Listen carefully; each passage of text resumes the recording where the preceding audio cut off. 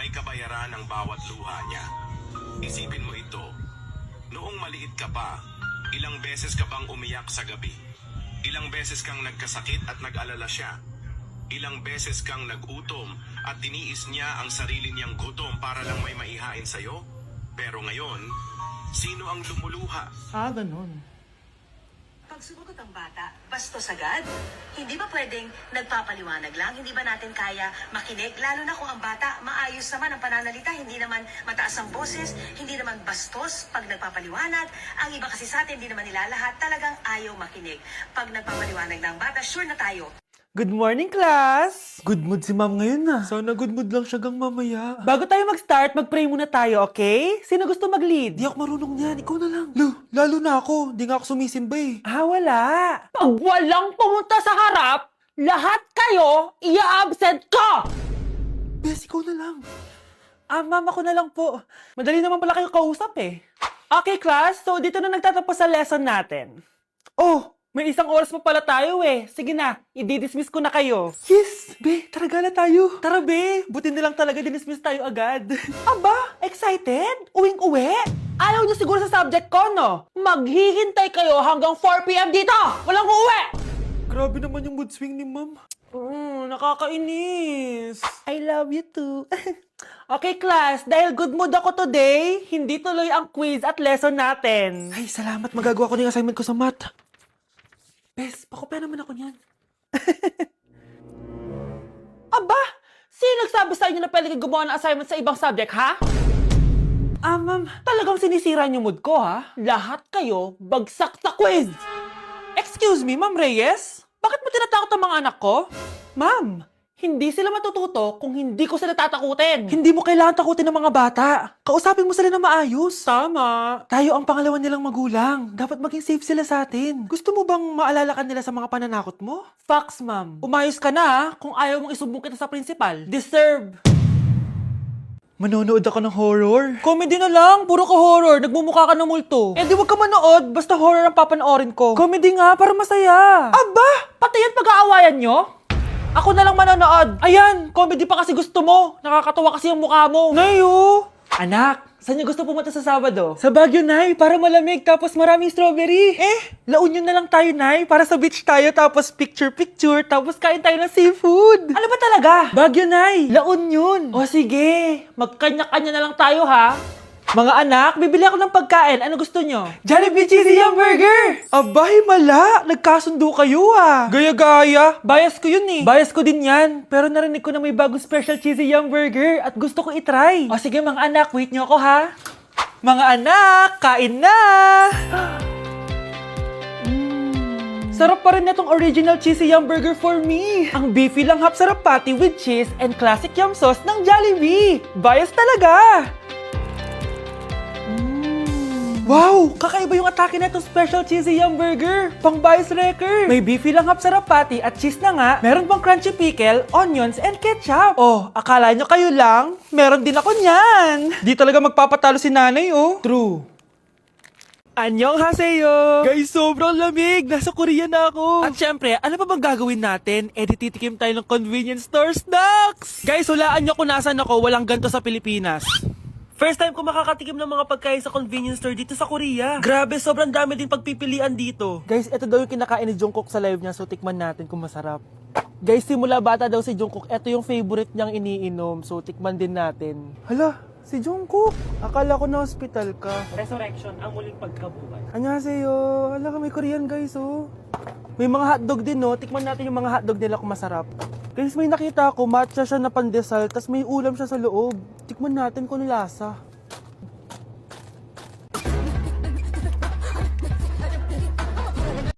Charan! Tikman na natin sila, guys. Unahin na natin to favorite snack ni Jungkook. Kancho daw yung pangalan nito, guys. Tikman na natin. Sarap! Honey Bunch! And syempre, di natin pwedeng tikman ng wala si Jungkook. Jungkook imnida. Gets ko na kung bakit favorite ni Jungkook. Ang sarap na, guys! May kinuha si Honey Bunch kanina pero parang ang sarap, oh. So, tikman din natin. Ito yung tsura niya. Parang sarap. Manghang. Masarap siya. 7.5 out of 10. May mas masarap pa sa iba. So inom muna tayo, tikman natin to favorite drink ni Jungkook.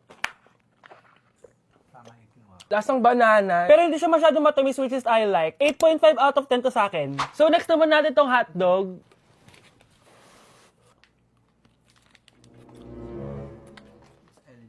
Ano yung lasa? Hindi ko siya gusto, guys. Weird na lasa niya. 3 out of 10 lang to sa akin. Hindi ko siya masyadong gusto. Next natin tong dried pusit.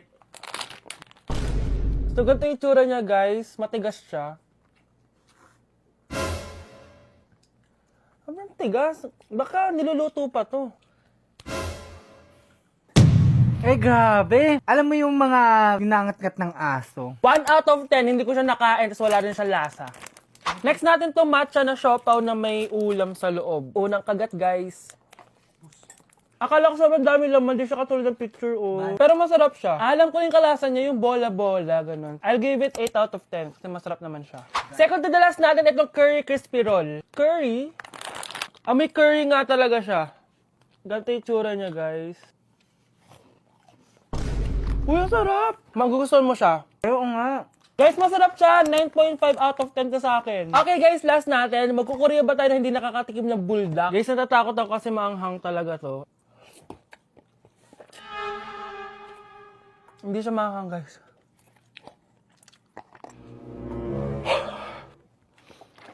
Bibigyan ko to ng 8 out of 10. Masarap naman siya kasi sobrang anghang niya. So yun lang naman guys. Kung gusto nyo ng part 2, mag-comment lang kayo dyan at gagawin natin yan. So, bye-bye! Nandito ako sa Japan at kakain tayo kasi di ako makatulog, guys. Time check, 1 AM na. Imbis na natutulog, kakain tayo. Buti na lang talaga sobrang lapit lang ng Family Mart sa hotel namin. Ito yung hotel namin, tapos ito lang yung Family Mart. Diba sobrang lapit? Sobrang daming pwedeng bilhin, oh. Daming onigiri, oh. Kuha tayo neto. Mukhang masarap tong chicken and vegetables. Hindi naman ako sobrang gutom. May mga gusto lang ako itry. Kuha tayo netong favorite kong drink. Try naman natin tong blueberry na flavor. Tapos ganito din yung Yakult nila dito. Actually, pampatulog pala to. Akala ko Yakult talaga siya. Ito muna bibilin ko dito. Hanap tayo ng 7-Eleven. Ito guys, may nahanap ako 7-Eleven. Parang masarap to, oh. Mukha siya lasagna. Tikman natin. Dito na lang natin siya kainin sa labas. Parang fantasy din kumain dito sa kalsada nila. Sobrang safe dito sa Japan, promise. Unahin na natin tong sushi. Alam nyo ba, kahit maglakad kayo mag-isa dito, sobrang safe, promise. Walang mga haras sa inyo. Walang kriminal, ganyan. Kaya ang sarap maglakad sa labas kasi alam mong safe ka, di ba? Tapos, sobrang babait pa ng mga Japanese. Swear. Pero sabi naman ng ibang Japanese, parang mas lang nila yon, pero ang totoo, ginajudge ka nila. Pero at least, di ba, mabait sila. Di ka gaya na pumunta ako ng Hong Kong, sobrang sungit ng mga tao, sisigawan ka pa. Kapag may hinahanap ka, talagang tutulungan ka nila. Tapos palagi silang nakasmile. Kaya promise, Japan talaga yung favorite country ko. Last bite. Okay, next natin itong parang lasagna. Guys, sobrang bango. Sobrang sarap ng itsura niya. Tikman na natin. Ang sarap! Ito din yung gusto ko sa Japan. Sobrang sarap ng mga pagkain nila. Like, promise. Wala pa kami natitikman dito sa Japan na hindi masarap. Kaya every time na pupunta talaga kami dito, promise na yon, natataba kami. Pero okay lang, Japan to eh. Alam nyo, minsan, naisip ko na dito na lang kaya kami tumira. Pero ang naririnig ko sa ibang foreigners na nakatira dito, masaya lang daw dito as a tourist. Pero kung dito ka natitira at mag-work, nakaka-depress daw, ganyan, nakakalungkot. Kasi sabi nila toxic daw yung work environment dito. Pero ako, kung titira ako dito, gusto ko forever tourist ako. Inumin natin tong Yakult na nakakaantok. Last bite! Pabalik na ako ng hotel, guys, and inumin na natin to favorite nating drink. Medyo malansa siya, tas maasim. So, yun lang, guys. Bye! Kuya, sundan mo yan. Sige po, ma'am. Sinasabi ko na nga ba eh. May tinatago ka sa akin. Ayan, kuya. Huminto ka dito. Magloloko ka na nga lang sa matanda pa. Hoy, bayad mo! Humanda ka talaga sa akin.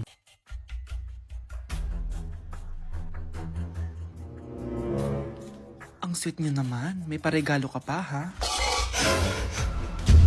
Ano yun? Scarlett? Anong ginagawa mo dito? Manloloko ka! Pinagpalit mo ko dito sa matandang pangit na to? May paregalo ka pa, ha? Eh, sa akin nga, wala kang binibigyan na regalo, eh. Scarlett, magpapaliwanag ako. Manahimik ka. At ikaw naman, matandang pangit, sayong-sayo na tong boyfriend ko. Magsama kayong dalawa. Aba, walang respeto tong girlfriend mo, ah. Ano pinagsasabi mo, Scarlett? Eh, nanay ko to. Excuse mo lang yan. Eh mukha nga nagtatago ka kanina eh. Nagtatago ako kasi isusurprise namin yung tatay ko. Ganito babae ba yung gusto mo anak? Yung walang modo? Anay, pagpasensyahan niyo na siya. Tita, sorry po. Anong sorry? Matandang pangit ako, di ba? Lumayas ka dito, babae ka. Sorry na, tita. Ayaw mo lumayas, ha? Brownie!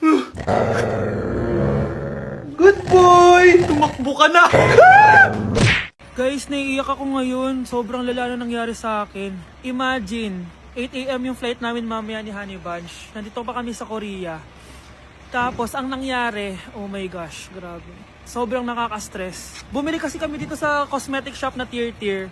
Tapos, edi may mga tax refund siya. Edi binigay ko yung mga passport namin, ganyan. Yung kay Honey Bunch na balik. Tapos ako, ang tanga ko kasi na-distract ako kay ate kasi marunong siya mag-Pilipino. Siyempre na-entertain ako ganyan. So anong nangyari, inaya na ako umalis ni Honey Bunch. Hindi ko man lang napansin na hindi ko nakuha yung passport. Sobrang tanga. Kumain pa kami, naglibot-libot pa kami. Like hindi ko man napansin. Pauwi na kami papuntang hotel. 600 pesos yung booking. 10 minutes lang kami nakasakay, tapos chinek ko yung bag ko. Sabi ko, bakit walang passport dito? Wala yung passport ko. Tapos naalala ko, naiwan ko pala doon sa tier shop. Ay, kanina sobrang nanginginig ako. Sobrang gusto kong umiyak. Problema pa is hindi pa siya 100% sure kung sa theater na naiwan yun. Hindi doon talaga, sure ako na sa tier ko talaga siya naiwan. So kailangan ko ulit mag-rebook ng flight namin papuntang Tokyo. Ang mahal. Grabe, kasi bukas na agad. Ang worst case scenario pa dito, baka na-misplace nila or nabigay nila sa ibang customer. Shit.